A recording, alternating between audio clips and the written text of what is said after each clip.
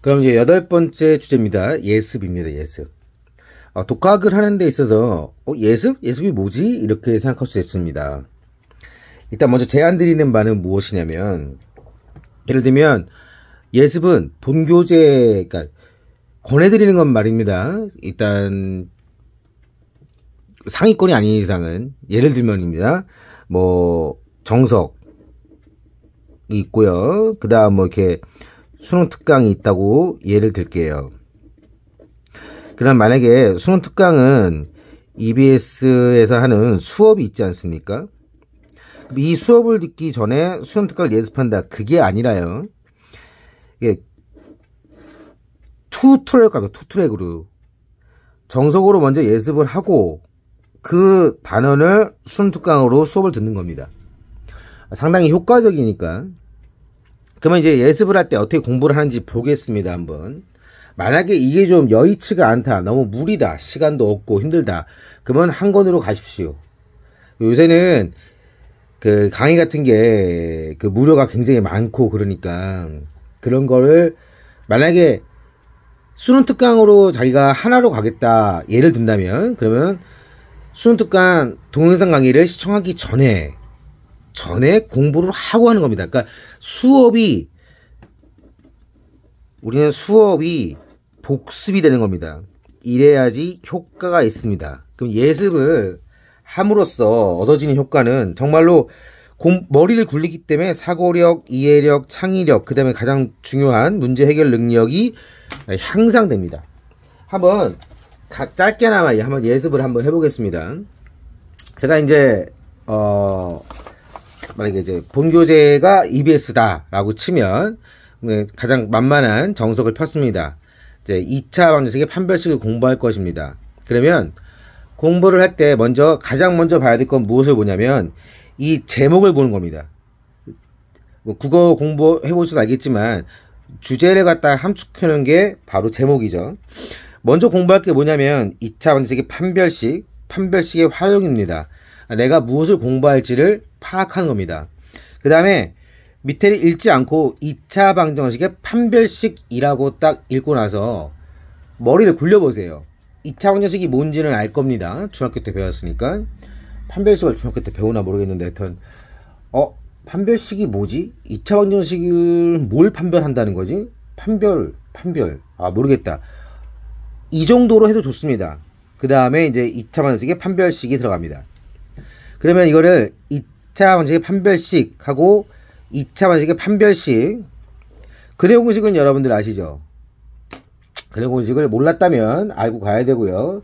근해 공식을 유도하라는 문제는 고등학교 때 안 나오는데 결과적으로 뭐 알면 좋습니다. 그러면은 이제 2차 방정식에 우리는 지금 일반형이죠. 이게 a는 0이 아닐 때 ax제곱 플러스 bx 플러스 c는 0일 때 이 2차 방정식의 근은 바로 2a분의 마이너스 b 플라마이나 루트 b제곱 마이너스 4ac다. 이걸 알고 있습니다. 근데 예시를 이렇게 3개를 줬어요. 3개를. 그러면서 이 3개의 근의 공식으로 구했습니다. 이걸 눈으로 보는 게 아니라 공부를 할 때 말입니다. 연습장을 피시고 보시면 더 이상 보지 마시고 그거를 구하세요. 직접 연습장에다가. 그냥 눈으로 보는 거는 공부가 아닙니다. 그건 정말 초극 상위권이나 공부하십시오. 그래서 구해보면 나왔죠. 뭐 어쩌라고 이럴 겁니다. 근데 이 상황에서 밑에를 읽어보면 이때 뭐 뚜두두 나와요. 그러면서 이 세 가지 경우가 서로 같은 두실근, 그 다음에 중근이죠. 서로 다른 두실근, 서로 다른 두 허근임을 알 수 있다. 그럼 여기까지 어떻게 하라고요? 그럼 가장 중요한 근의 판별, 이제 박스를 보겠습니다. 보면 판별식이라는 게 D로 표시하는데 B제곱 마이너스 4AC가 판별식이구나. 그러면서 그 B제곱 마이너스 4AC의 부호에 따라서 이게 서로 다른 두실근이냐, 중근이냐, 허근이냐 나눌 수 있다. 그러면서 우리는 이 B제곱 마이너스 4AC를 판별식이라고 한다. 일단은 줬죠. 판별식이 뭐라는 것을. 이게 읽고 넘어간다? 아, 여러분들 미친 짓입니다. 연습장을 피시고, 지금 공부했던 것을 서술합니다. 막히면 다시 봅니다. 외우세요. 외우고 나서 그 다음 페이지를 넘어가는 겁니다. 물론 연습장에 공부할 때는 세 번째 주제에서 말했다시피 특정한 기호를 써가지고 나중에 그러니까 노트 만들 수 있도록 준비를 하셔야 되고요. 외운 상태에서 넘어갑니다. 만약에 선생님 이해가 안 가요. 정말 가장 아픈 얘기지만 외우세요. 그림 외우듯이 외우세요. 외우고 나서 물어보세요. 무식한 방법인데요. 됩니다. 돼요. 인간의 뇌는 정말 무한합니다. 믿고 그림을 외운다고 진짜 힘들겠지만 외우세요. 그리고 물어보세요. 자, 그래서 중요한 건 여기서 이거를 읽고 넘어가는 게 아니라 공부할 때도 이렇게 제목이 있으면 이걸 그냥 이거 누가 몰라 이거 그냥 개수만 집어넣으면 되는데 눈으로 보지 말고 딱 여기서 아 이거 계산했구나 계산하시라고 연습장에다가. 그 다음에 판별식이 뭐라고 나왔고요. 그러면 그 다음 페이지 외웠다고 치고 넘어갑니다. 넘어가면 어드바이스가 나와요. 어드바이스에서 여러가지 설명을 해줍니다.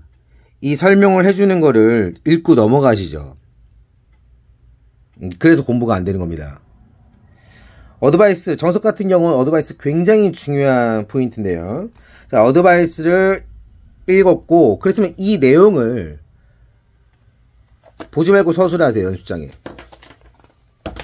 서술이 안 되면 넘어가지 마시라는 얘기입니다. 외우세요. 이렇게 무식하게 공부하냐고요? 어쩔 수 없습니다. 이렇게 하다 보면 한 번 읽어도 외워집니다. 머리는 쓰면 쓸수록 발달됩니다. 어드바이스도 다 외운 상태에서 그 다음 단락으로 넘어가는 겁니다. 보기가 있네요. 보기 문제 밑에 풀이 있죠. 풀이 보는 거 아닙니다.